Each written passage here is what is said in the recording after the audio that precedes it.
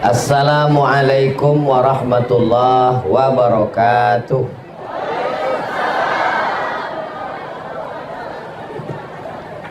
Anak raja menangkap balam, balam ditambat di tengah taman. Dari bunyi sambutan salam, nampak jamaah belum sarapan. Apa kabar semua saudara-saudara saya sehat? Alhamdulillahi rabbil alamin. Allahumma salli ala Sayyidina Muhammad wa ala ali Sayyidina Muhammad. Semoga dengan selawat ini kita mendapatkan syafaat Nabi Muhammad sallallahu alaihi wasallam. Amin ya rabbal alamin. Yang berhormat Datuk Dr. Haji Yusuf bin Haji Yakub, Adun N35 Sindumin, merangkap pengerusi Khazanah Sabah Berhad. Yang berhormat Datuk Mat Bali bin Haji Musa. Yang berbahagia, oh ini nama saya sendiri. Yang berusaha Tuan Haji Awang Kuraimi bin Abdurrahman.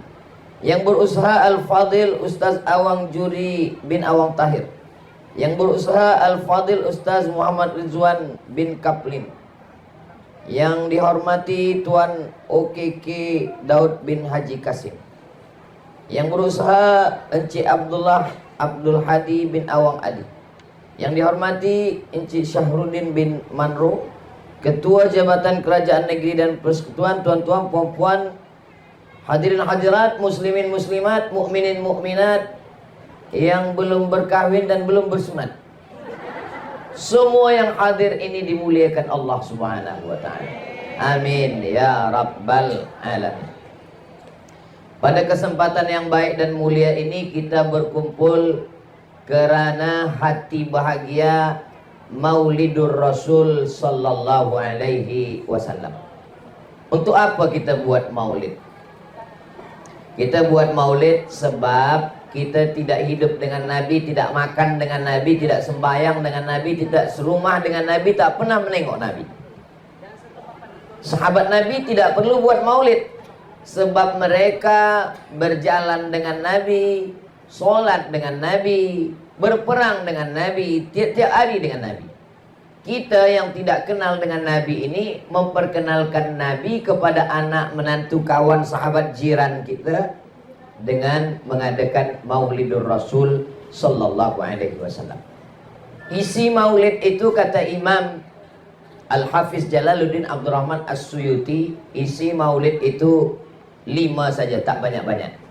Yang pertama baca ayat Quran, yang kedua baca sejarah Nabi, yang ketiga ada tazkirah amar ma'ruf nahi munkar, yang keempat ada salawat, yang kelima ada doa. Jadi kalau dah cukup 5 itu, maka insya Allah sudah boleh disebut dengan maulid. Makan kalau ada baik, tak ada pun tak apa. Makan sebagiannya membuat, karena itu bagian daripada sedekah. Di tempat saya namanya Maulid Arba'in. Arba'in 40. Disebut dengan Maulid Arba'in kerana Maulid dibuat 40 malam.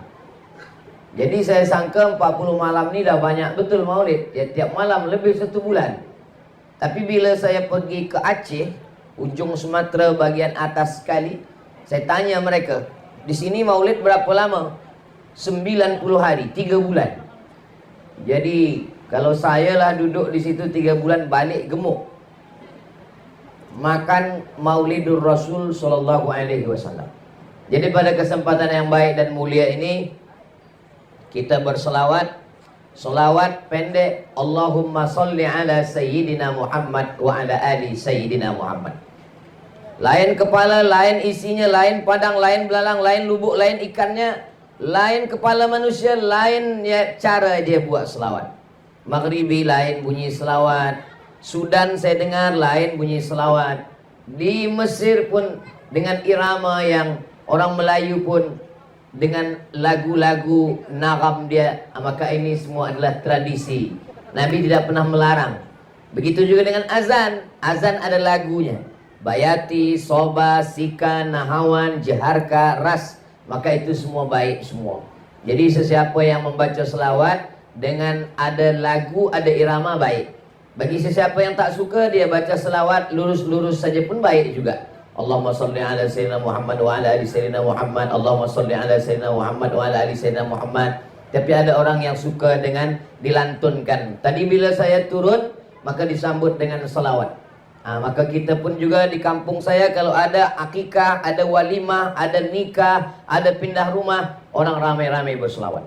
Sallallahu ala Muhammad, sallallahu alaihi wasallam, sallallahu ala Muhammad, sallallahu alaihi wasallam.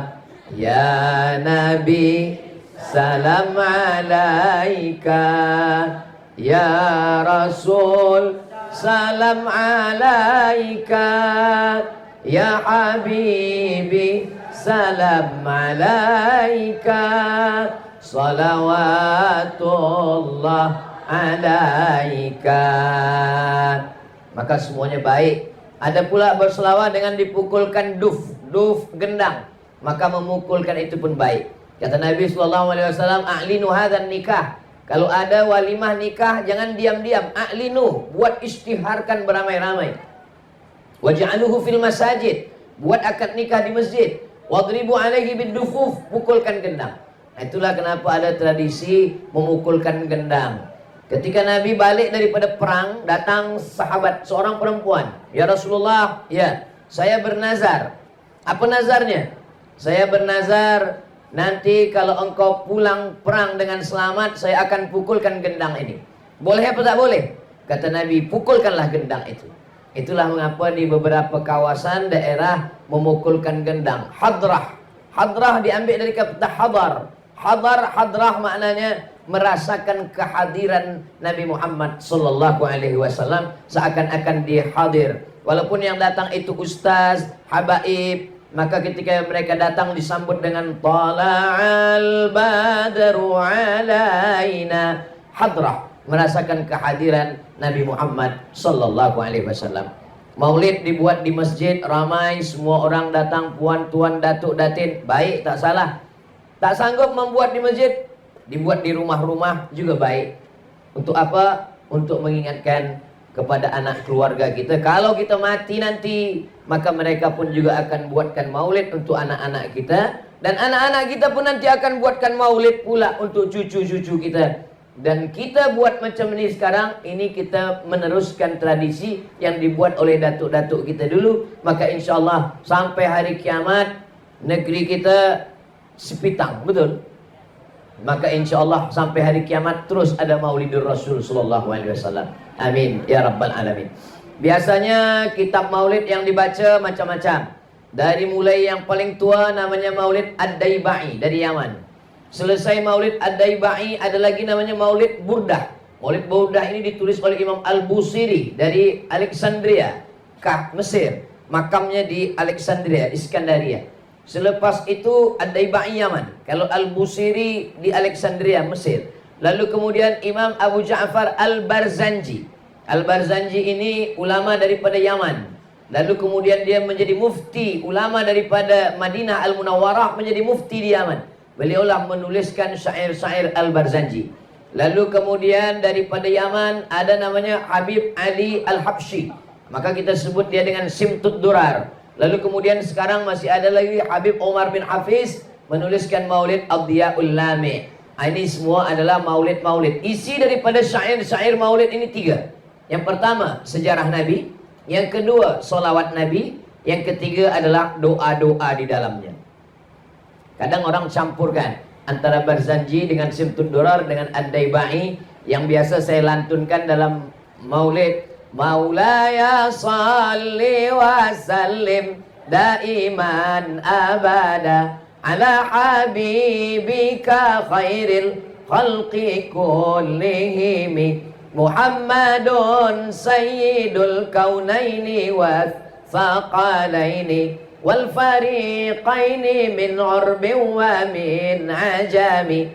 Muhammadun sayyidul kaunaini, Nabi Muhammad adalah pemimpin semesta alam. Sayyidul kaunaini wathaqalaini, dari kalangan manusia dan jin. Min urbi wa min ajami, dari kalangan orang Arab dan orang ajam yang bukan Arab. Dialah pemimpinnya. Nanti ketika kita berkumpul semua di padang mahsyar, yang Arab, yang tak Arab, yang Nabi, yang tak Nabi, yang Yahudi, Bani Israel, semuanya pemimpin kita adalah Sayyidina wa Maulana Muhammad sallallahu alaihi wasallam. Innallaha wa malaikatahu yusalluna 'alan nabi. Allah berselawat, malaikat berselawat. Ya ayyuhalladzina amanu, hai orang yang beriman, sallu alaihi, berselawatlah kamu. Sallu alaihi wa sallimu taslima. Kata sahabat Nabi, kalau mengucapkan salam kami tahu. Assalamualaikum ya Rasulullah, Assalamualaikum ya Habibullah, Assalamualaikum ya awwala khalqillah, Assalamualaikum ya Safwatullah, Assalamualaikum ayuhan Nabi wa rahmatullahi wa barakatuh. Tapi mengucapkan selawat kami tak tahu. Maka turunlah wahyu diajarkan kepada Nabi Muhammad. Nabi mengajarkan kepada kita, Allahumma salli ala Sayyidina Muhammad wa ala ali Sayyidina Muhammad. Tapi kata Syekh Ali Jum'ah, salawat yang paling elok adalah salawat yang ada Ibrahimnya di dalam. Maka disebut dia dengan salawat Ibrahimiyah. Allahumma salli ala Sayyidina Muhammad wa ala ali Sayyidina Muhammad kama sallaita ala Sayyidina Ibrahim wa ala ali Sayyidina Ibrahim. Allahumma barik ala Sayyidina Muhammad wa ala ali Sayyidina Muhammad kama barakta ala Sayyidina Ibrahim wa ala ali Sayyidina Ibrahim fil alamina innaka hamidum majid. Majlis, setiap majlis. Maka kadang kalau kita berjumpa dengan orang, bila bersalaman, Allahumma salli ala Sayyidina Muhammad, Allahumma salli ala Sayyidina Muhammad. Kenapa orang kalau berjumpa bersalaman dia ucapkan selawat kepada Nabi? Karena kata Nabi, setiap ada majlis orang berkumpul, kalau tidak dibacakan selawat, maka majlis itu majlis bangkai, majlis busuk, majlis berbau. Maka orang yang berdua pun walaupun tak ramai berdua, dia tidak ingin majlis dia berdua itu menjadi majlis yang tak baik. Maka ketika bersua berdua, dia tetap ucapkan Allahumma salli ala Sayyidina Muhammad wa ala ali Sayyidina Muhammad. Mamin muslimaini, dua orang muslim, yaltaqiyani berjumpa, wa yatasafahani berjabat tangan, illa ghufira lahuma, diampunkan dosa mereka, malam yatafarraqa, sebelum dia berpisah. Maka kita pun juga di dalam majlis ini sudah berkali-kali berulang-ulang kita ucapkan selawat kepada Nabi. Dan insya Allah dengan selawat itu mudah-mudahan kita istiqomah insya Allah. Ada model selawat yang di dalam selawat itu ada doa sekali. Dia selawat, kalau Allahumma sholli ala Sayyidina Muhammad wa ala ali Sayyidina Muhammad, tak ada doa di dalamnya. Tapi Allah tetap berikan balasan. Man shalla alayya salatan, siapa yang berselawat satu kali, sallallahu alaihi biha asyra, Allah balas 10 kebaikan. Wa huttan anhu asyara sayyiat, dihapuskan 10 kesalahan. Wa rufi'an lahu asyara darajat, dinaikkan 10 tingkatan derajat. Tapi dalam selawat itu tak ada doa. Allahumma sholli ala Sayyidina Muhammad wa ala ali Sayyidina Muhammad. Tak ada doa khas untuk kita, tapi Allah tetap beri balasan. Nah, ada dalam sholawat itu ada doanya sekali. Itu yang selalu juga kita baca dalam program-program tahlil, dalam takziah orang meninggal, dalam walimah, dalam acara nikah.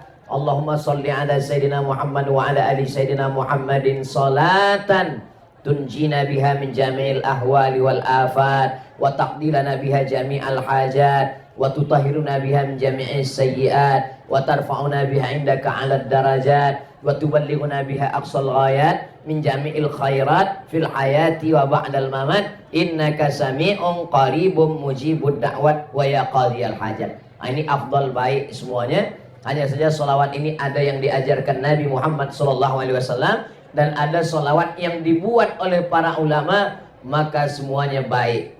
Kenapa boleh solawat itu dibuat oleh para ulama? Mana dalilnya? Suatu ketika Nabi sembahyang, Sami Allahu liman hamidah. Nabi hanya mengajarkan doa Rabbana lakal hamdu mil'us samawati wa mil'ul ardi wa mil'u ma syi'ta min syai'in ba'd. Tapi rupanya sahabat di belakang ada dia baca doa agak lain. Sami Allahu liman hamidah. Alhamdulillahi hamdan tayyiban katsiran mubarakan fi. Selepas salat Nabi tanya, siapa tadi yang membaca doa yang tak pernah saya ajarkan? Saya hanya mengajarkan doa Rabbana lakal hamdu mil'us samawati wa mil'ul ardi wa mil'u ma syi'ta min syai'in ba'du. Kamu tadi saya dengar ada bacaan lain. Alhamdulillahi hamdan tayyiban katsiran mubarakan fi. Selepas salat Nabi tanya, siapa tadi yang membuat doa itu? Lelaki itu menjawab, saya ya Rasulullah yang membuat doa itu. Kata Nabi, futihat abwabus sama. Saya tengok pintu langit terbuka, turun malaikat berlomba-lomba ingin mencatat, menulis doa yang sudah engkau baca tadi. Itulah dalil bahwa boleh membuat doa, walaupun doa itu tidak ada dalam Quran, tidak ada dalam hadis Nabi, tidak diajarkan oleh Nabi Muhammad. Boleh kita membuat doa selama doa itu tidak bercanggah dengan Al-Quran dan Sunnah Nabi Muhammad Sallallahu Alaihi Wasallam. Berdasarkan hadis ini, kata Imam Al-Hafiz Ibnu Hajar Al-Asqalani dalam kitab Fathul Bari, jawazu ihdatsiz dzikri fi shalah ma lam yukhalif bil ma'sur. Boleh membuat bacaan solat dalam solat selama tidak bercanggah dengan Al-Quran dan Sunnah. Kalau di dalam solat saja boleh, apalagi di luar solat. Hanya saja kalau kita buat doa, doanya berbahasa Arab. Kalau berbahasa Melayu, maka solat kita batal. Jadi kalau dalam solat itu kita buat doa berbahasa Melayu, apakah ketika sujud, ataupun ketika duduk, ataupun ketika tentang tasyahud, at-tahiyatul mubarakatuh sampai fil alamina innaka hamidum majid. Lepas itu kita berdoa sendiri, ya Allah lariskanlah perniagaan saya, batal sembahyang. Tapi kalau kita baca dengan doa bahasa Arab, Allahumma rzuqni rizqan halalan thayyiban mubarakan fi, tak batal salat. Walaupun doa itu tidak diajarkan Nabi, tidak diajarkan Allah dalam Quran, tidak ada dalam hadis Nabi, maka doa itu tetap boleh dibacakan, baik dalam doa solat sunat maupun dalam solat fardu, maupun dalam sujud, maupun ketika tegak, maupun ketika di akhir tasyahud. Mana dalilnya? Imam Syafi'i mendoakan. Imam Syafi'i punya murid namanya Imam Hambali. Dia Imam Ahmad bin Hanbal yang masyhur dengan nama Imam Hambali. Lalu kemudian ketika Imam Syafi'i meninggal, Imam Hambali mendoakan gurunya. Apa kata Imam Hambali? Da'autu lisyafi'i fi salati. Saya doakan guru saya Imam Syafi'i dalam sembahyang saya 40 sanah, 40 tahun. 40 tahun. Apa bunyi doanya? Rabbi firli wali walidayya wali Muhammad bin Idris Asy-Syafi'i. Rabbi firli, ampunkan saya. Wali walidayya, ampunkan ibu bapa saya. Wali Muhammad bin Idris Asy-Syafi'i, ampunkan Imam Syafi'i. Jadi kalau puan-tuan nanti berdoa dalam sembahyang, baik waktu sujud subhana rabbiyal a'la wa bihamdi, selepas itu dia tambah doa Rabbi firli wali walidayya wali Ustaz Abdul Somad. Boleh, tak salah, baik sunat fardu wali sunat. Tapi kalau doanya lupa bahasa Arab, ampunkanlah dosa Ustaz Somad, dia tadi tazkirah kejap saja tak lama, batal solat. Sebab bila ada keluar yang bukan bahasa Arab daripada mulut kita, batal. Tapi kalau kita bacakan dalam hati, boleh. Aqrabu ma yakunul abdu min rabbihi wa huwa sajid. Seorang hamba paling dekat dengan Allah bukan waktu dia di Makkah, bukan waktu dia di Ka'bah, bukan waktu dia di Taman Raudhah. Orang paling dekat dengan Allah ketika dia sedang sujud. Fa'aksiru fihi du'a, maka perbanyaklah doa ketika sedang bersujud. Berapa lama Nabi berdoa ketika sedang sujud? Kata Sayyidatuna Aisyah, istri Nabi yang menengok Nabi bagaimana Nabi sembahyang. Nabi pernah membaca ayat panjang dalam solat dan sujudnya sepanjang ayatnya. Jadi kalau ayat dia baca surah yang panjang, sujudnya sepanjang ayatnya. Tapi kenapa imam-imam kita hanya membaca setakat paling banyak 7? Karena kata Imam Al-Hasan Al-Basri, tasbih yang sikit 3, yang sedang 5, yang paling banyak 7. Subhana rabbiyal a'la wa bihamdi, subhana rabbiyal a'la wa bihamdi, subhana rabbiyal a'la wa bihamdi, subhana rabbiyal a'la wa bihamdi, subhana rabbiyal a'la wa bihamdi, subhana rabbiyal a'la wa bihamdi, subhana rabbiyal a'la wa bihamdi. Lebih daripada 7 makruh. Sebab apa? Sebab makmum berkunang-kunang. Makmum boleh sakit kepala, pusing kepala. Sebab apa? Sebab terlalu lama sujud. Maka yang dimaksud lama sujud ketika sedang sembahyang bersendirian. Solat sunat hajat, solat sunat tahajud, solat sunat witir, solat sunat di rumah. Adapun menjadi imam, idza amma ahadukum falyukhaffif. Kalau kamu menjadi imam, maka ringankanlah bacaannya. Tidak terlampau pendek, tidak terlampau panjang, tidak terlampau lama, tidak terlampau sekejap. Maka insya Allah mudah-mudahan amalan-amalan sunnah Rasulullah SAW dengan maulid ini dijelaskan oleh para alim, para ulama kita, dapat kita amalkan sehingga kita istiqomah. Dengan barokah maulid ini mudah-mudahan kita semua istiqomah insya Allah. Apakah Abdul Somad yang berada di atas yang dimuliakan yang disanjung-sanjung, yang dialu-alukan, yang disambut, yang dikawal lebih mulia daripada saudara saya yang di bawah kepanasan? Belum tentu. Boleh jadi mereka lebih dulu masuk surga daripada Abdul Somad. Betul apa tidak? Oh, betul kata jamaah. Innallaha la yanzuru ila ajsamikum. Allah tidak menengok badan kamu. Wala ila suwarikum. Allah tak menengok rupa kamu. Walakin yanzuru ila qulubikum. Yang ditengok Allah adalah hati kamu, wa a'malikum, dan amal kamu. Dulu zaman Nabi Muhammad SAW, orang yang paling mulia adalah Quraisy, paling tinggi Quraisy. Arab yang keturunan Nabi Ibrahim. Di bawah Quraisy yang Arab. Arab tapi bukan keturunan Nabi. Yang di bawah itu lagi adalah Ajam yang bukan Arab. Yang paling bawah sekali adalah yang berkulit hitam dari Afrika. Bilal bin Rabah, Miqdad bin Aswad, Najasyi. Ini yang paling rendah. Maka ketika Nabi Muhammad SAW datang, maka yang paling tinggi jatuh ke paling bawah. Yang paling bawah naik ke paling atas. Siapa yang paling tinggi? Abu Lahab. Sebab Abu Lahab adalah anak Abdul Muttalib. Abdul Muttalib anak Hashim. Hashim anak Abdi Manaf. Abdi Manaf anak Qusay. Qusay keturunan Adnan. Adnan anak cucu Ismail. Ismail anak Ibrahim alaihissalam. Jadi Abu Lahab itu darahnya adalah darah Nabi Ibrahim. Darah Nabi Ismail turun kepada Abu Lahab. Abu Lahab yang di atas turun ke bawah. Tabbat yada Abi Lahabin wa tab. Ma aghna anhu maluhu wa ma kasab. Sayasla naran dzata lahab. Wa mura'atuhu hammalatal hatab fi jidha hablum mim masad. Yang paling tinggi Quraisy menjadi jatuh ke bawah. Siapa yang paling rendah? Bilal. Bilal paling rendah sebab dia Afrika. Kampung Bilal itu namanya Nubia. Ini Afrika. Yang paling atas Mesir, di bawah Mesir Sudan. Di situ ada kampung namanya Nubia. Berbatasan bersempadan antara Mesir dengan Sudan itu ada kampung namanya Nubia, Afrika Utara. Orang Nubia ini warna kulitnya dua saja, hitam dan hitam sekali. Tak ada warna lain. Bilal bin Rabah yang paling bawah, paling rendah, miskin, hitam, budak, hamba sahaya, tak ada apa-apa. Tapi Bilal diangkat Allah menjadi paling atas. Bila Nabi mengangkat Bilal? Waktu Fathu Makkah, pembebasan kota Makkah, tahun 8 Hijrah, Nabi membersihkan Ka'bah. 360 patung berhala dari batu, dari besi, dari kaca, dari emas, dari perak, semuanya dihancurkan. Lalu kemudian tibalah masanya. Siapa yang akan naik ke atas Ka'bah mengumandangkan azan? Nabi tidak memanggil Abu Bakar, Nabi tidak memanggil Umar, Nabi tidak memanggil Utsman, Nabi tidak memanggil Miqdad. Nabi memanggil Bilal bin Rabah. Wahai Bilal, naik ke atas.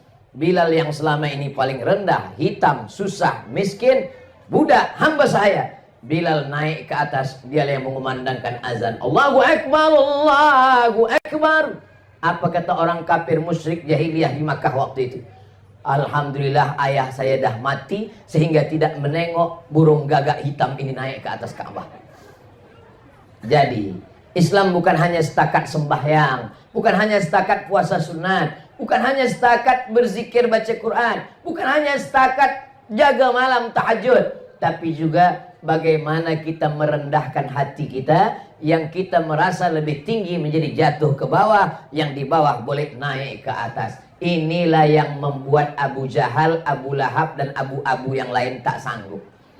Karena mereka untuk duduk bersama dengan Bilal ini merasa berat. Bilal yang susah, Bilal yang hitam, Bilal yang budak kami. Kenapa kami boleh satu majlis dengan Bilal? Nabi Muhammad SAW ingin mengangkat darjah manusia. Manusia ini sama di hadapan Allah Subhanahu wa taala. La fadla bainal Arabi wal Ajam.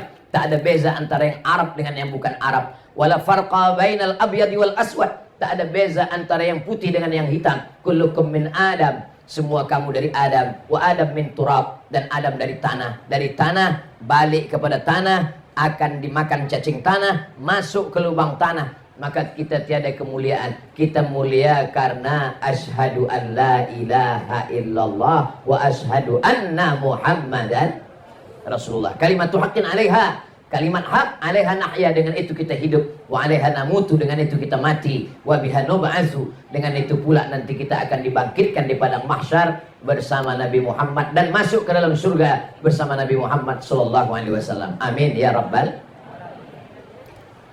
Nabi memanggil Bilal, Bilal, ta'al, Bilal, kesini sekejap. Ada apa ya Rasulullah? Sami'tu dafana 'alaika baina yadayya fil jannah.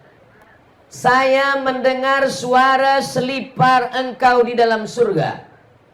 Lalu Nabi berkata kepada Bilal, apa amalan engkau wahai Bilal? Kata Bilal, saya tak pernah meninggalkan 2 rakaat selepas wudhu. Bagi yang sudah melaksanakan, alhamdulillah. Bagi yang masih ragu-ragu, dalilnya sahih, tiada keraguan sedikit pun, hadisnya sahih. Malam nanti boleh, siang boleh, pagi boleh, petang boleh. Ambil wudhu, selepas ambil wudhu, usalli sunnatal wudhu raka'ataini lillahi ta'ala. Ini pun tak pernah dibuat Nabi. Salat sunat wudhu tak pernah dibuat Nabi. Salat sunat wudhu tak pernah disuruh Nabi. Salat sunat wudhu tak pernah diperintahkan Nabi. Nabi hanya mendengar suara selipar Bilal di dalam surga. Maka Nabi memanggil Bilal, apa amal engkau wahai Bilal? Kata Bilal, saya tak pernah meninggalkan 2 rakaat selepas berwudu. Ini juga dalil bagi orang membantah yang mengatakan kalau tidak dibuat Nabi bid'ah. Pendek saja kaidah yang dibuat orang sekarang. Kalau tidak dibuat Nabi bid'ah. Seandainya kaidah itu yang dipakai Nabi, pasti Nabi memanggil Bilal. Bilal, kesini sekejap. Apa amal engkau? Amal saya sholat sunat selepas wudhu. Kalau tidak, saya buat bid'ah. Awak pelaku bid'ah, masuk neraka jahanam. Tapi Nabi tak ada mengatakan itu kepada Bilal.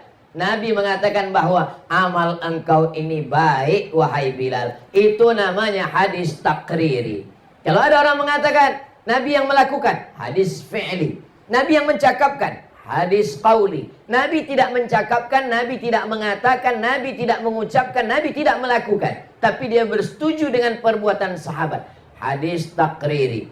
Selepas Bilal ditanya. Waktu Bilal belum ditanya, hadis apa namanya? Maka dia bukan hadis. Kenapa Bilal boleh berani melakukannya? Karena perbuatan itu tidak bercanggah dengan Quran dan sunnah Rasulullah sallallahu alaihi wasallam. Banyak sekali nama-nama solat yang tidak dibagi nama oleh Nabi sallallahu alaihi wasallam. Masuk ke dalam masjid, keluar daripada masjid, masuk masjid, solat sunat 2 rakaat. Tadi kamu sembahyang apa? Solat sunat tahiyatul masjid. Nabi tak pernah bagi nama itu. Tunjukkanlah kita mana hadis yang Nabi bagi nama solat tahiyatul masjid. Tak ada. Nabi hanya mengatakan, idza dakhala ahadukumul masjid. Kalau kamu masuk masjid, fala yajlis, jangan duduk, hatta yusalli rak'ataini, hingga solat 2 rakaat. Namanya tak ada. Jadi membagi nama 2 rakaat tahiyatul masjid itu pun bid'ah, karena Nabi tidak pernah membagi nama itu. Jadi kalau kita mengatakan nama yang dibuat-buat itu adalah bid'ah, berarti apa namanya? Nanti bila saya ditanya orang, tadi Ustaz Somad solat apa? Tadi saya solat apabila kamu masuk masjid maka janganlah duduk kecuali solat 2 rakaat. Panjang betul namanya. Maka dibuatlah nama yang pendek, solat sunat 2 rakaat. Solat sunat nisfu Sya'ban. Tak pernah Nabi membuat solat sunat nisfu Sya'ban. Tapi memperbanyak solat sunat di malam nisfu Sya'ban adalah amalan Nabi. Solat apa namanya? Bersesuaian dengan nisfu Sya'ban. Solat nisfu Sya'ban. Nabi bertamu ke rumah sahabat. Sampai di rumah sahabat, Nabi diberikan jamuan makan. Selepas makan Nabi minum. Selepas minum Nabi bertanya, aina turidu an usolli? Di mana kamu mahu saya melaksanakan solat di rumahmu ini? Lalu sahabat itu menunjuk tempat di sudut rumahnya. Solatlah di sini ya Rasulullah. Lalu Nabi pun solat di sudut itu. Solat apa namanya? Tak ada namanya. Apa usollinya? Bagaimana niatnya? Usolli sunatan rakaataini, selepas dibagi jamuan makan lillahi ta'ala. Doa yang paling afdal adalah doa yang didahului dengan solat 2 rakaat. Maka ini masuk dalam yang disebut dengan solat sunat hajat. Hajatnya ingin mendoakan sahibul bait. Hajatnya ingin mendoakan orang supaya lekas jumpa jodoh menikah. Hajatnya ingin supaya yang sudah menikah punya anak keturunan. Usolli sunnatal hajat rakaataini lillahi ta'ala. Begitulah amalan-amalan yang dulu namanya belum ada, namanya datang belakangan. Begitu juga dengan amalan-amalan yang dulu belum ada, tapi kemudian ada belakangan. Tapi dasar asas daripada dalilnya tetaplah dari Quran dan sunnah Rasulullah sallallahu alaihi wasallam. Maka perbuatan-perbuatan kita yang amat sangat banyak sekali, selama dalil amnya masih ada, maka dia masih bernaung di bawah Quran dan sunnah. Adapun perbuatan yang tidak boleh, yang bid'ah, yang dhalalah, yang mungkarah, bid'ah dibuat-buat, dhalalah sesat, finnar masuk neraka, itu adalah perbuatan yang tak ada dalil sama sekali. Tak ada dalam Quran, tak ada dalam hadis, tak ada dalam ijma', tak ada dalam qiyas. Hari panas terik, pergi ke bawah tiang, lalu kemudian tegak sampai berpeluh, menatap matahari ke atas. Bila ditanya, apa yang sedang awak lakukan? Semakin berpeluh, semakin banyak pahala. Itu bukan saking banyak peluh, banyak pahala. Makin banyak peluh, banyak sakit kepala. Maka ini bukan perbuatan yang baik. Karena tidak ada dalam Quran, tidak ada dalam sunnah, tidak ada dalam hadis, tidak ada dalam ijma', tidak ada dalam qiyas. Tidak ada tuntunan dari Allah dan dari Rasulullah sallallahu alaihi wasallam. Adapun bahagia dengan lahirnya Nabi Muhammad sallallahu alaihi wasallam, rasa bahagia dengan lahirnya Nabi, Nabi pun bahagia dengan lahir dirinya. Mana contohnya? Nabi beribadah pada hari Isnin. Kenapa engkau berpuasa hari Isnin ya Rasulullah? Dzaka yauma wulidtu, hari Isnin aku dilahirkan. Itulah dasar kita berbahagia pada bulan Rabiul Awal, dan tidak hanya pada Rabiul Awal, pada setiap hari Isnin pun kita berbahagia. Kenapa? Karena hari Isnin kelahiran Nabi Muhammad sallallahu alaihi wasallam. Nampaknya puan berbahagia betul hari Isnin ini. Iya Ustaz Abdul Somad. Kenapa puan berbahagia? Setiap hari Isnin inilah suami saya bagi belanja lebih sikit. Supaya apa? Supaya saya memasak, supaya saya siapkan gulai, supaya saya siapkan manisan, supaya saya undang jemput jiran tetangga semuanya. Kami membaca maulid, kami berzikir, kami berselawat, kami berdoa di rumah yang kecil. Maka setiap rumah membuat anak menantu tahu, itu kita sudah mewariskan sesuatu tradisi yang baik. Man sanna fil islami sunnatan hasanatan, siapa yang membuat sesuatu yang baik, falahu ajruha, dia dapat pahalanya, wa ajru man amila biha, orang yang meneruskannya nanti selepas dia mati juga akan dapat pahalanya sampai pada hari kiamat, min ghairi an yanqusa min ujurihim syai'un, tanpa mengurangi pahala orang yang membuat pertama kali. Jadi siapa pertama kali yang membuat maulid, menyusun syairnya, menyusun salawatnya, dikumpulkan orang ramai, maka sampai hari ini dia mendapatkan pahalanya. Mudah-mudahan kita yang hari ini ada anak-anak kita yang hadir, belia-belia kita, nanti selepas kita mati menghadap Allah, kita akan meneruskan tradisi ini. Maka insya Allah kita yang sesudah mati pun juga akan dapatkan pahala amal jariahnya insya Allah. Amin ya rabbal alamin. Nabi Muhammad sallallahu alaihi wasallam selama di kota Makkah Al-Mukarramah 13 tahun. 40 tahun dapat wahyu, 13 tahun setelah dapat wahyu. 40 tambah 13, 53 tahun.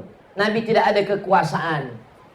Dia sembahyang di samping Ka'bah. Datang Abu Jahal, Abu Lahab mencekik, menyungkup kepala dia dengan kain. Mereka siramkan dengan kotoran. Itulah kenapa tidak ada sholat fardu di masjid selama di kota Makkah. Selama di kota Makkah tidak ada sholat fardu di masjid, sebab takut ditangkap, dicekik, dilempar, dibunuh oleh Abu Jahal, Abu Lahab. Jadi kalau ada di Sepitang ini ada orang Sepitang yang tak pernah ke masjid, berarti dia takut dicekik Abu Jahal, Abu Lahab. Kenapa laki awak tak pernah ke masjid? Dia takut ditangkap Abu Jahal dan Abu Lahab. Tapi selepas Nabi pindah ke kota Al-Madinah Al-Munawwarah, disitulah mereka sholat berjamaah beramai-ramai di Masjid Nabawi. Dan yang menjadi imam adalah Sayyidina wa Maulana Muhammad sallallahu alaihi wasallam. Nabi yang menjadi imam. Selepas Nabi jadi imam, Nabi mengucapkan salam. Assalamualaikum warahmatullah. Assalamualaikum warahmatullah. Nabi menghadap ke jamaah. Sebetulnya selepas sembahyang itu imam itu menghadap ke jamaah atau menghadap ke kanan. Dua riwayat. Riwayat yang mengatakan menghadap ke kanan, bahwa jamaah meminta sebelah kanan Nabi. Sebab ketika Nabi menghadap ke hadapan, yang paling afdal jamaah sebelah kanan. Selepas sembahyang Nabi menghadap ke jamaah, maka yang afdal adalah jamaah sebelah kanan. Itulah dalil pertama kalau lepas sembahyang imam menghadap ke kanan. Karena jamaah ingin mendapatkan barokah sebelah kanan. Tapi riwayat yang kedua, Nabi menghadap ke jamaah. Di Sipitang imam menghadap ke kanan atau ke jamaah? Nampaknya banyak yang tak ke masjid. Nabi menghadap ke jamaah, itu adalah riwayat yang kedua. Sebab Nabi selepas dia sembahyang, dia menghadap ke jamaah, dia nak cek satu-satu. Aina fulan, asyahidun fulan, asyahidun fulan, asyahidun fulan, mana si fulan, mana si fulan, mana si fulan. Kenapa tidak datang solat berjamaah? Sekarang banyak saya tengok imam, selepas sembahyang dia menghadap ke jamaah, tapi mata dia menunduk. Sebab dia pun takut dengan jamaah. Kalau saya jadi imam, saya selepas sembahyang tak pernah saya menghadap ke jamaah. Kenapa? Sebab saya tak ada kuasa nak menanya mana si fulan, mana si fulan. Kenapa tak datang? Maka saya kalau jadi imam, selepas saya sembahyang saya hadap ke kanan. Berzikir. Nabi SAW menghadap itu karena dia ada kekuasaan. Memakai kekuasaan untuk mendatangkan orang solat berjamaah. Siapa yang tak berjamaah ke masjid, apa kata Nabi? La uharriqanna alaihim buyutahum la yantahiyanna. Siapa yang sembahyang di rumah, siapa yang tak sembahyang ke masjid, jangan ulang lagi. La yantahiyanna, jangan ulang lagi. La yantahiyanna, stop. La uharriqanna alaihim buyutahum. Saya akan membakar rumah mereka yang tak datang solat berjamaah. Tapi dalam sejarah tidak pernah ada satu pun rumah yang dibakar oleh Nabi Muhammad SAW. Itu namanya hadis targhib wa tarhib. Targhib artinya bagi motivasi semangat, tarhib artinya ancaman. Nabi hanya setakat mengancam saja, bukan Nabi membakar. Nah, jadi saya tidak juga ingin tazkirah saya ini nanti di-cut, dipotong. Tolong kalau dengar tazkirah Ustaz Somad, tonton dari awal sampai akhir. Jangan tonton yang 1 menit di TikTok. Bakar! Habis lepas itu, habis rumah di Sipitang kena bakar semua. Nah, bukan itu maksudnya. Nabi SAW itu adalah memberikan tarhib, ancaman. Tapi Nabi tidak pernah membakar rumah orang yang tidak sholat berjamaah. Bagaimana sholat berjamaah ini? Karena dalam hadis itu ada ancaman. Menurut ilmu usul fiqh, kalau di dalam ayat, di dalam hadis ada ancaman, berarti lil wujub. Berarti sholat berjamaah itu wajib. Karena di dalam hadis itu ada ancaman. Menurut kaidah usul fiqh, kalau dalam ayat, dalam hadis ada ancaman, berarti wajib. Maka sholat berjamaah hukumnya wajib menurut mazhab Hambali. Baru agak lapang napas sedikit. Rupanya Hambali. Saya mazhab Syafi'i Pak Ustaz. Itulah kenapa bila kita sampai ke Madinah, sampai ke Makkah, kalau dah terdengar suara azan dari Masjid Nabawi, Masjidil Haram, Allahu Akbar, Allahu Akbar. Haji, haji, haji, haji, haji. Tutup semua tempat belanja. Kenapa? Mereka tutup semua. Kita sangka sembahyang, rupanya dia pun minum teh dalam. Kenapa mereka menutup semua kedai, semua tempat belanja? Sebab menurut mazhab Hambali, sholat berjamaah itu wajib. Menurut mazhab Maliki, sholat berjamaah ke masjid sunat muakkad. Menurut mazhab Syafi'i, sholat ke masjid fardu kifayah. Itulah kenapa di masjid-masjid yang bermazhab Syafi'i, asal dah ada imam sama makmum 2 orang cukuplah. Awak tak ke masjid? Fardu kifayah. Saya cuma ingin sampaikan bahwa ijtihad ulama fiqh ini boleh jadi terikat dengan suatu keadaan. Jadi jangan nanti kita nak mencari-carikan dalil untuk mengambil dalil hanya untuk memudahkan hati kita. Jangan karena kita malas lalu kita ambil fatwa ulama itu untuk membenarkan kemalasan kita. Kenapa abang tak ke masjid? Fardu kifayah. Mari kita ke masjid sebab Nabi SAW. Bagaimana dengan perempuan? Sekarang banyak perempuan yang ke masjid, lelakinya pula tak ke masjid. Apakah perempuan wajib ke masjid? Perempuan, kata Nabi, lebih baik sholat di dalam pagar rumah. Yang lebih baik lagi di dalam rumah. Yang lebih baik lagi di dalam bilik. Yang lebih baik lagi di dalam tempat yang sempit di dalam bilik. Seelok-eloknya perempuan sembahyang di dalam pagar. Lebih eloknya lagi di dalam rumah. Lebih eloknya lagi di dalam bilik. Lebih eloknya lagi di dalam tempat sempit di dalam bilik. Itulah yang paling elok bagi perempuan. Inilah dalil sebagian orang mengatakan perempuan tidak elok ke masjid. Tapi ada satu hadis lagi mengatakan la tamna'u ima Allah masajid Allah. Yang perempuan jangan larang ke masjid. Sila perempuan ke masjid. Dan kalau kita ke Masjid Nabawi, kita menghadap ke arah kiblat, sebelah kiri ini ada namanya Babul Baqi. Babul Baqi pintunya ke arah makam Baqi. Di belakang Babul Baqi ada Babu Jibril. Karena itu pintu malaikat Jibril masuk ke rumah Nabi. Yang ke belakang sekali ada namanya Babun Nisa, pintu perempuan. Mungkinkah pintunya ada, orangnya tak ada? Itu menunjukkan bahwa perempuan ke masjid. Lalu bagaimana menyelesaikan masalah ikhtilaf antara hadis ini? Maka kata ulama, kalau menimbulkan fitnah di Palestina sekarang, di Gaza, menimbulkan fitnah, perempuan boleh ditangkap oleh tentara Israel, maka perempuan lebih baik dalam bilik, dalam rumah. Tapi di Sipitang ini ada tentara Israel? Tak ada. Maka perempuan ke masjid elok. Baik ke masjid. Tapi perempuan kalau ke masjid menutup aurat, pakaiannya tertutup semua. Perempuan kalau ke masjid jangan guna minyak wangi parfum yang melampau berlebih-lebih. Saking kan wanginya sampai baunya ke imam, hilang ayat imam. Berputar-putar wala ana abidum ma'abattum wala antum abiduna ma'abud. Hilang simpang lakum dinukum waliyadi. Nah itu tak boleh. Selama dia di masjid, biasanya di masjid ada tempat perempuan, ada tempat lelaki, ada satir, ada kain. Kalau dia di balik kain itu, dia jangan tertawa, terbahak, terkikik hingga jamaah lelaki pengsan mendengar ketawa dia.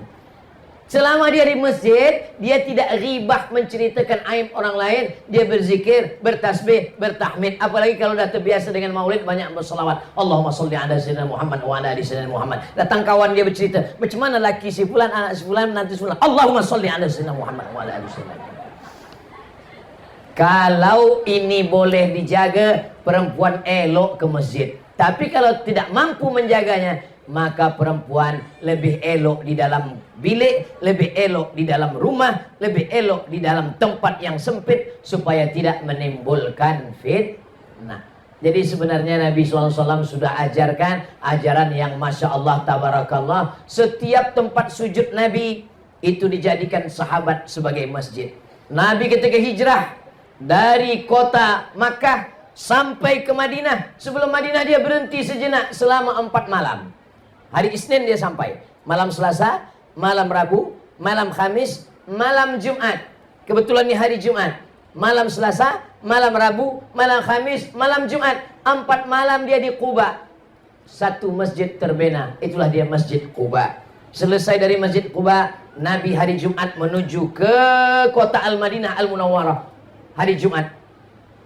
Hari ini hari Jumat Nabi bertolak dari Quba ke Madinah. Dan ketika di tengah jalan masuk waktu Jumat, Nabi sholat Jumat. Tempat Nabi sujud sholat Jumat tidak di masjid, di tanah lapang, di padang. Nabi sholat Jumat. Tempat Nabi sujud di padang itu dibenalah masjid oleh Umar bin Abdul Aziz. Nama masjid itu namanya Masjid Al-Jumu'ah. Panjang umur, sehat badan. Dari Quba ke Madinah, mudah-mudahan kita boleh singgah di Masjid Al-Jumu'ah insyaallah. Tapi pengalaman saya membawa jamaah umroh, jarang jamaah bertanya di mana Masjid Al-Jumu'ah Ustaz. Ada beberapa jamaah lah yang tanya mana Masjid Al-Jumu'ah. Yang banyak tanya di mana jual tempat celak Ustaz. Tak salah, pakai celak pun sunnah juga. Ismit namanya. Ada batu hitam ismit yang dipakai oleh Nabi SAW untuk menjaga mata. Ini menjaga mata. Menjaga mata. Jadi ismit ni elok jaga mata. Iya.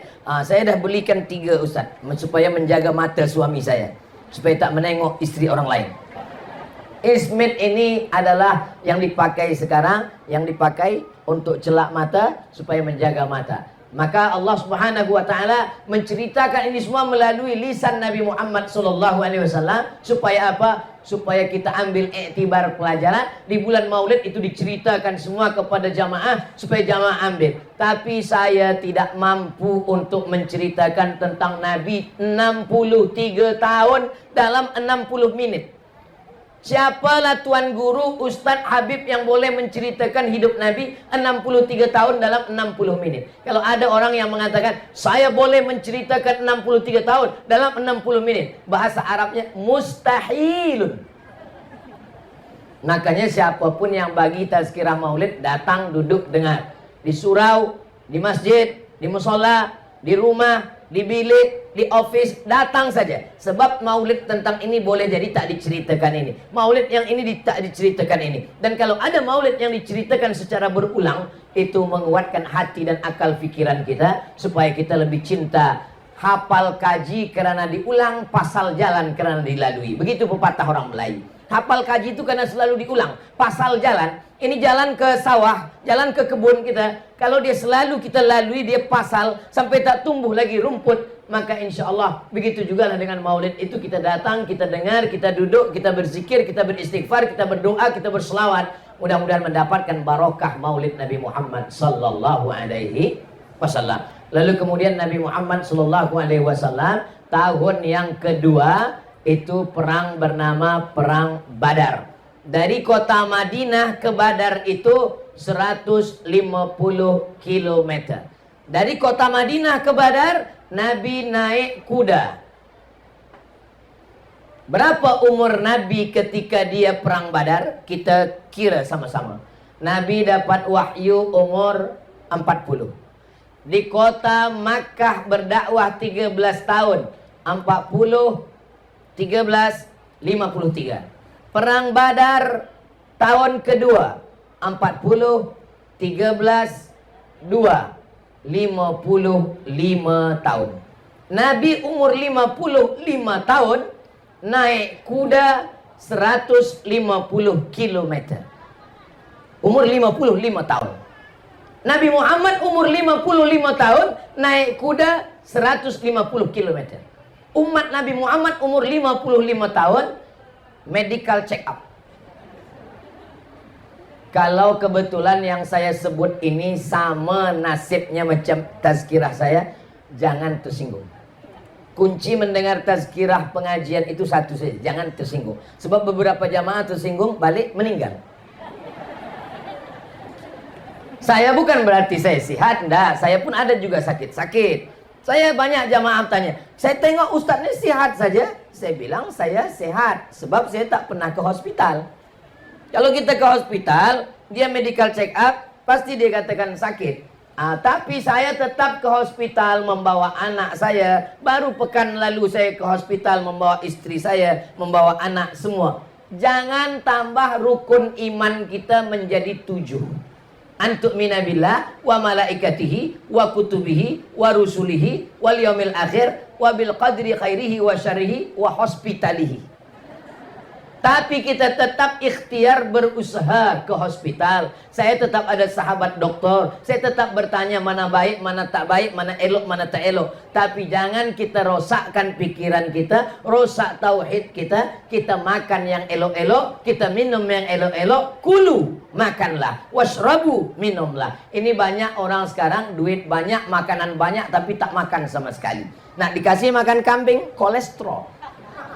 Nak minum teh tarik, diabetes, gula darah. Tahan ini, tahan ini, tahan ini, datang malaikat maut, mati. Allah tidak larang kita makan. Kulu, makanlah. Washrabu, minumlah. Yang tak boleh, wala tusrifu, jangan berlebih-lebihan. Saya dijemput ke tepi laut. Sampai ke tepi laut, di atas meja semua jamuan makanan ada. Ketam ada, udang ada, sotong ada, kerang ada, semua ada. Yang di samping itu saya tengok ada tentera, ada polis, ada ketua wilayah, ada semua ada. Saya tengok semua, tak ada satu pun yang makan.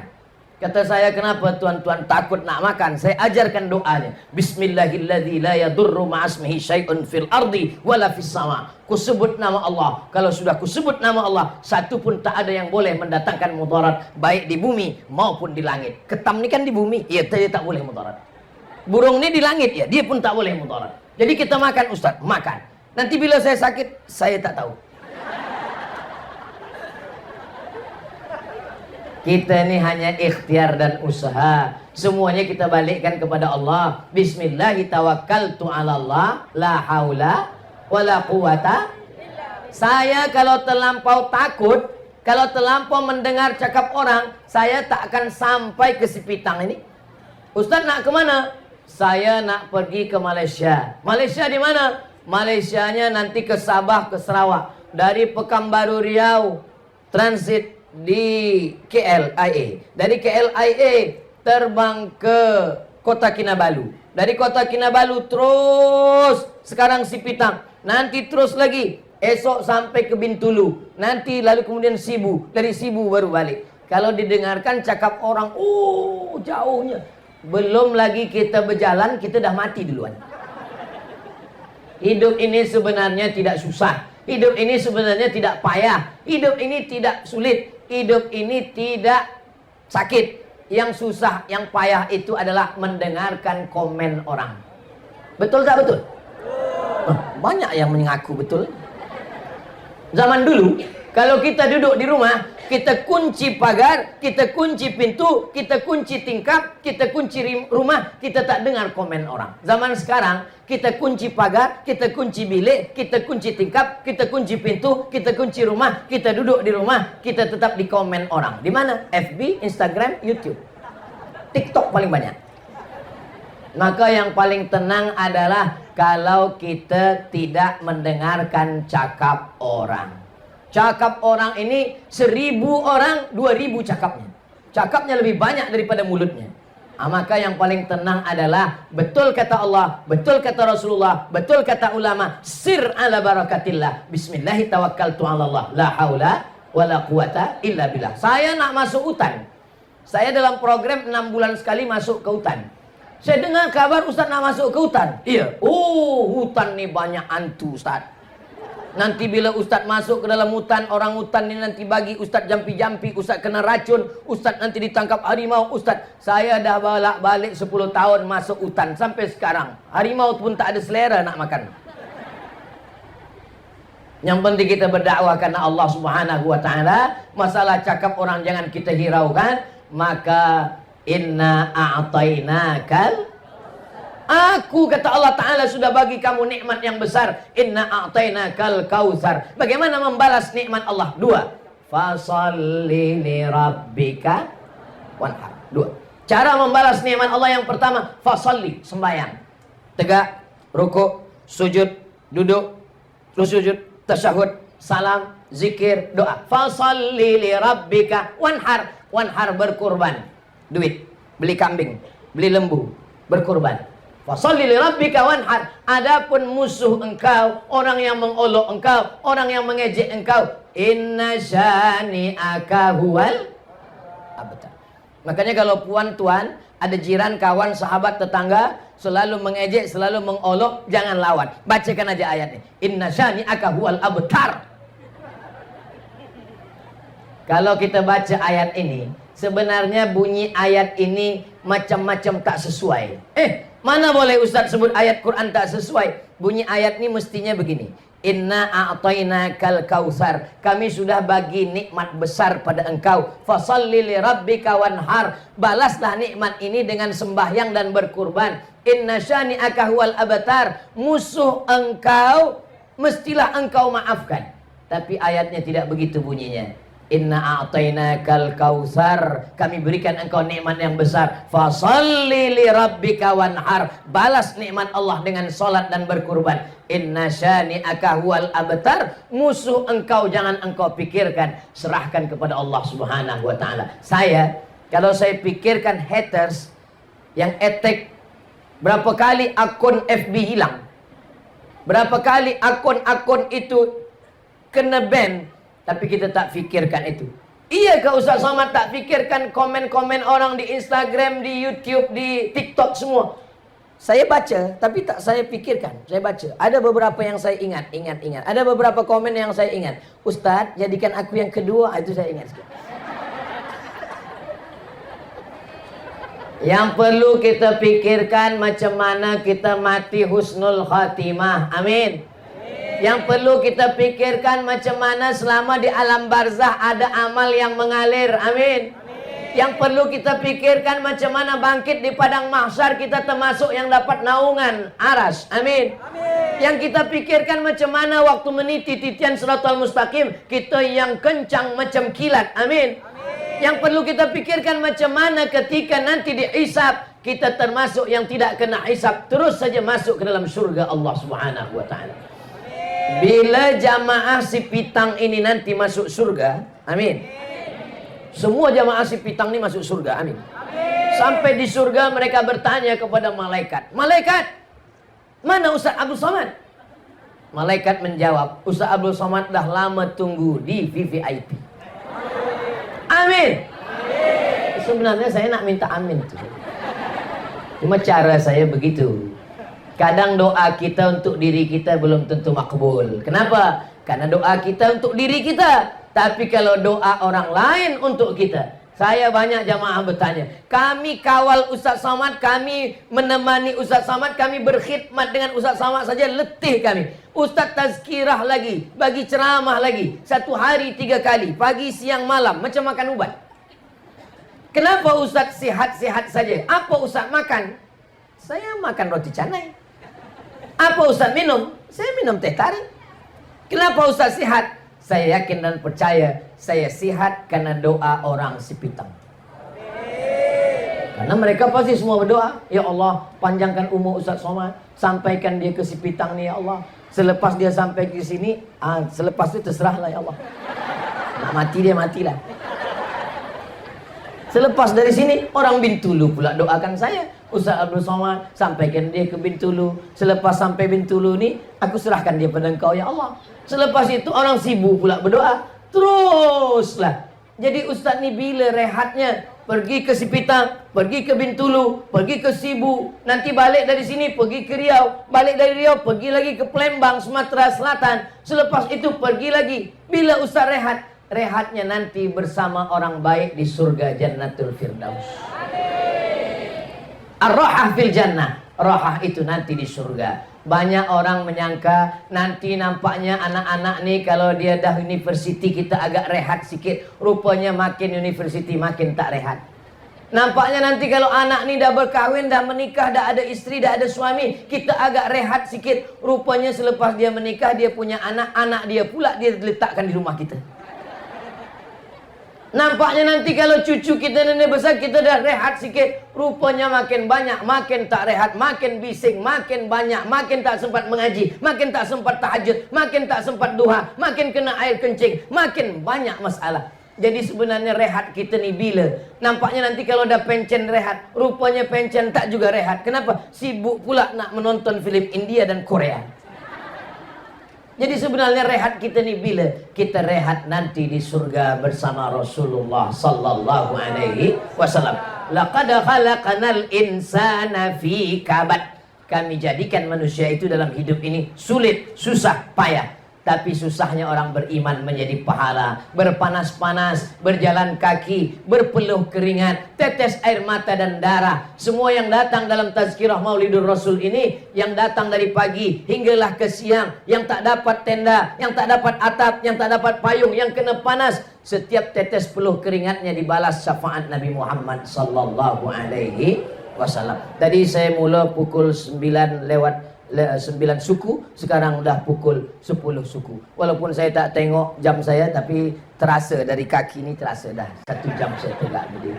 Mudah-mudahan 1 jam bersama ini semuanya bernilai amal soleh. Bagi yang menyampaikan menjadi amal jariah, bagi yang mendengar dan nanti disampaikan kepada anak-anak, cucu, menantu, kawan, jiran kita, semuanya juga menjadi amal jariah insyaAllah. Bagi yang boleh sampaikan dengan lisan, sampaikan ke anak menantu di rumah dengan lisan. Bagi yang tak boleh menyampaikan dengan lisan, maka boleh nanti dia share ulang di channel Ustaz Abdul Somad Official. Subscribe, like, share, and comment.